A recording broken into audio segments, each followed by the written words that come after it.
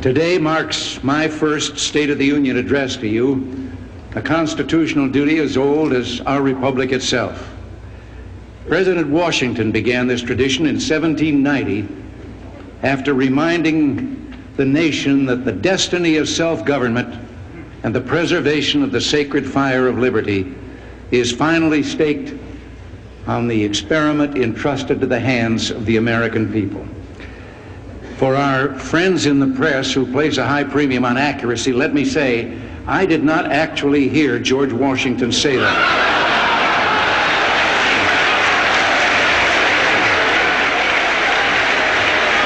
I will not make age an issue of this campaign. I am not going to exploit, for political purposes, my opponent's youth and inexperience.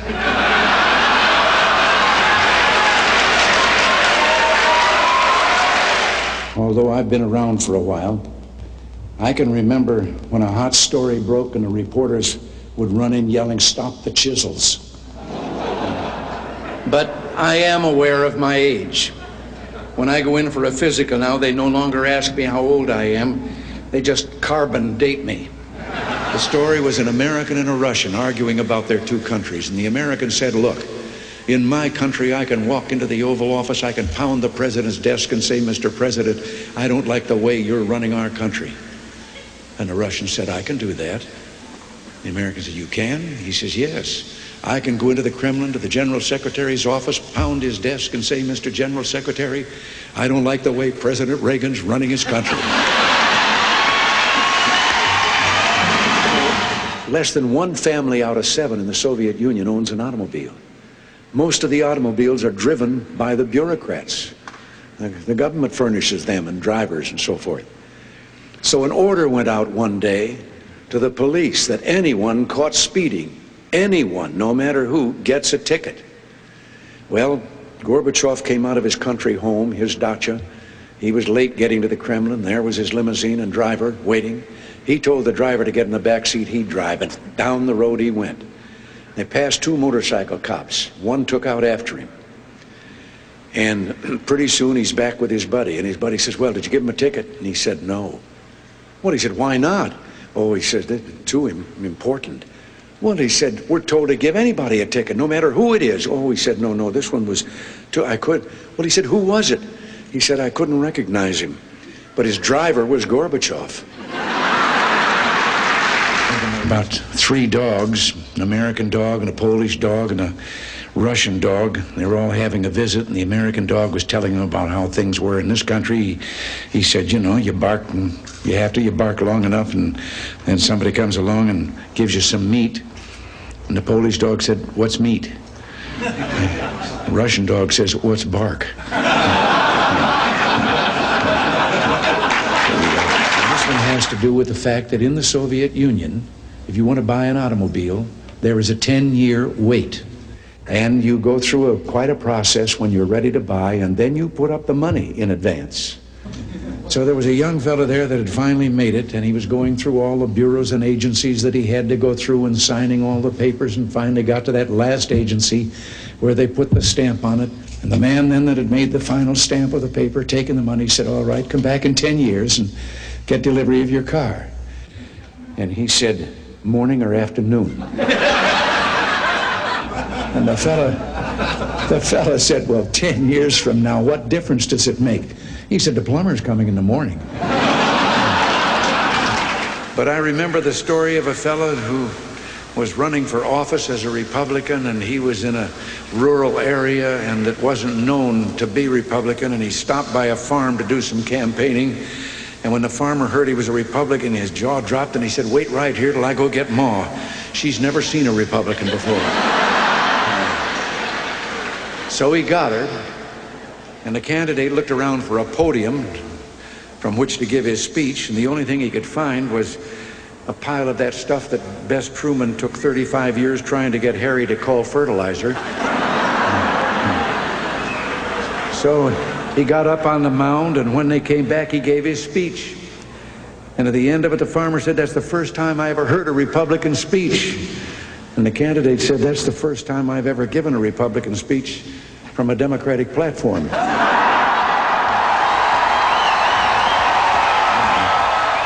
the great things about having you here is that I get to tell a farm joke. Now, first I need a setting, but Rick, you're from Kansas, right? You bet. Okay, this takes place in Kansas.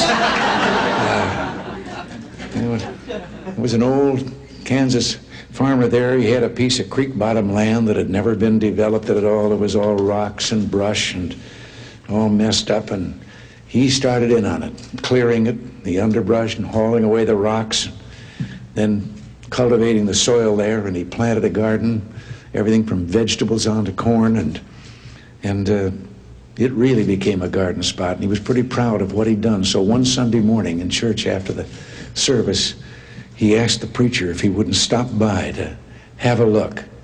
Well, the preacher arrived, and he took one look, and he said, "Oh, this is wonderful." He said, "These are the biggest tomatoes I've ever seen. Praise the Lord." He said, "Those green beans, that squash, those melons," he said, "the Lord really has blessed this place. And look at the height of that corn." He said, "The God has really been good." And the old boy was listening to all this, and he was getting more and more fidgety, and finally he blurted out, "Reverend, I wish you could have seen it when the Lord was doing it by himself."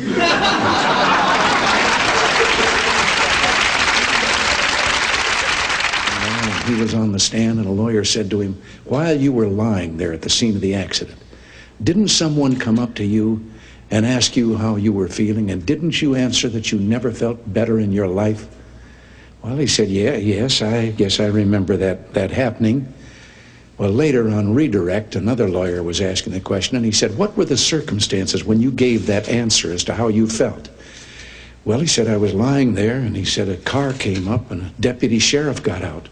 He said, my horse was neighing with pain and kicking. He had 2 broken legs. The deputy sheriff put the gun in his ear and put the horse out of his misery. He said, my dog had a broken back and was whining with pain, and he went over, did the same thing, put there and shot him. And then he came over to me and said, now, how are you feeling?" A businessman who, just down at the entrance of his building, there was an elderly lady selling pretzels, and every day he'd go by and he'd put a quarter down and never take a pretzel, go on in. He was being very charitable, and this went on for some time. And he came along one day, put down his quarter, started, and she took him by the arm. And he looked at her and he said, "Oh, you probably want to know why for this full year I've been leaving 25 cents on the plate and not taking a pretzel." And she said, "No, I just wanted to tell you that pretzels are 35 cents now. And as he was falling, grabbed a limb sticking out the side of the cliff and looked down 300 feet to the canyon floor below, and then looked up and said, "Lord, if there's anyone up there, give me faith. Tell me what to do." And a voice from the heavens said, "If you have faith, let go." He looked down at the canyon floor and then took another look up and says, "Is there anyone else up there?" Reminds me a little bit of the story of the man that took his young son-in-law out and was going to introduce him to golf, and told him all that he had to do, and teed up the ball, and the kid took a swing and he missed the golf ball entirely, but hit a ant's nest there and into the air, and so lined up and took a crack at it, and again hit another gouge out of the ant's nest, and now there were ants flying all the way through the air. And as he lined up for the third try, 2 ants peeked out of the crater that he'd left, and one of them said, "If we want to survive this, we better get on the ball." I've always thought of the importance of communication and how much a part it plays in what you and I, what all of us are trying to do. And one day, a former place kicker with the Los Angeles Rams, who later became a sports announcer, Danny Villanueva, told me about communications. He said he'd been having dinner over at the home of a young ball player with the Dodgers. The young wife was bustling about getting the dinner ready. They were talking sports, and the baby started to cry. And over her shoulder, his busy wife said to the ball player, "Change the baby." And he was a young fella, and he was embarrassed in front of Danny, and he said, "What do you mean, change the baby? I'm a ball player. That's not my line of work." And she turned around, put her hands on her hips, and she communicated.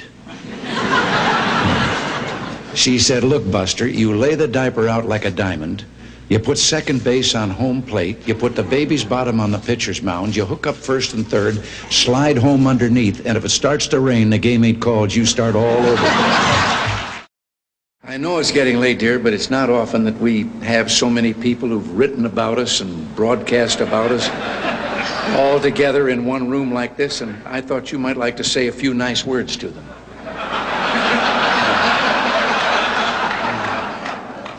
They're all from the press and radio and television. Maybe just a friendly little greeting would do.